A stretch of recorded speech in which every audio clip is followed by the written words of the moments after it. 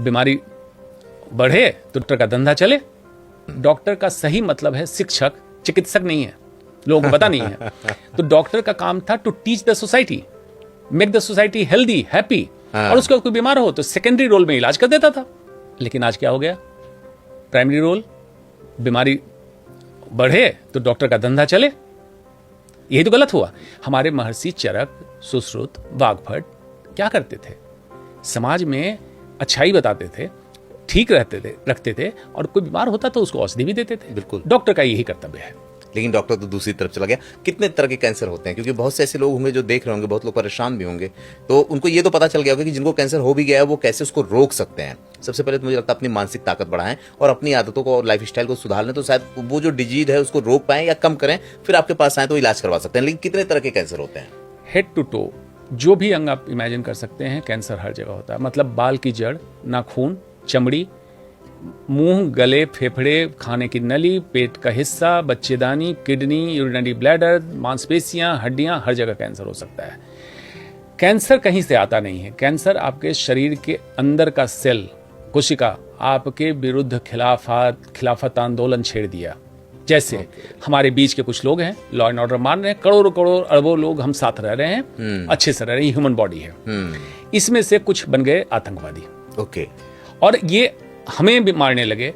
एक अंग से दूसरे अंग, मतलब एक स्टेट से दूसरे, एक कंट्री से दूसरे कंट्री भागने लगे, तो कहते हैं कैंसर फैल गया, आतंकवादी फैल गया। आतंकवादी बना क्यों? आतंकवादी कभी भी बनता है तो किस लिए बनता है कि उसको उस सिस्टम, उस नॉर्म से कुछ न कुछ गिला शिकवा है। हाँ। वो अग्रीड नहीं है। हाँ। तो आपके शरीर के अंदर वो गिला शिकवा जो चल रहा था, आपने समझा नहीं, और समझा क्यों नहीं, इग्नोर कर दिया, शुतुरमुर्ग बन गए आप। एक्चुअली बॉडी सिग्नल देती है हर समय, आपको बताती है कुछ देखो एब्नॉर्मल चल रहा है, आपको थमना है, रुकना है, और रुकेंगे तभी आप सोच पाएंगे। और अपनी बॉडी के सिग्नल को रीड कीजिए, करेक्ट कीजिए। तो कहीं भी कैंसर हो रहा हो, हर दिन आपका डिफेंस सिस्टम उसको मार सकता है। ग्रॉसली बांटने के लिए आप मान लीजिए सॉलिड ट्यूमर और लिक्विड ट्यूमर। लिक्विड को आप कह सकते हैं ब्लड कैंसर, और सॉलिड ट्यूमर में किसी अंग का ट्यूमर जो सॉलिड मतलब छूने जैसा हो, फर्म हो, गेंद का हो, नींबू साइज का हो, कुछ भी हो, इसको सॉलिड ट्यूमर। तो दो ग्रुप बांट दीजिए। अंग के सारे कैंसर सॉलिड ट्यूमर में आ गए, ब्लड जो सर्कुलेटिंग हमारे लिक्विड है उसका कैंसर ब्लड कैंसर में आ गया। तो जैसा आप बता देते, ये जो कैंसर है, मान लीजिए इसने अपना रूप ले लिया, और रूप लिया हमारी उन गलत आदतों की वजह से, तो क्या सर्जरी ही इसका विकल्प होता है, या सर्जरी के अलावा भी कोई विकल्प है जिससे हम इसको ठीक कर सकते हैं? ग्रॉसली कैंसर को इलाज करने के लिए हमारे मॉडर्न साइंस में 3 पद्धति है। ऑपरेशन, रेडिएशन, जो रेडियोथेरेपी जिसमें एक्सरेज जैसी चीज समझे, किरण देते हैं, हाँ। जिसके लिए एक फोटोन थेरेपी जैसा होता है, और तीसरा कीमोथेरेपी जिसमें दवाइयां देते हैं। ओके।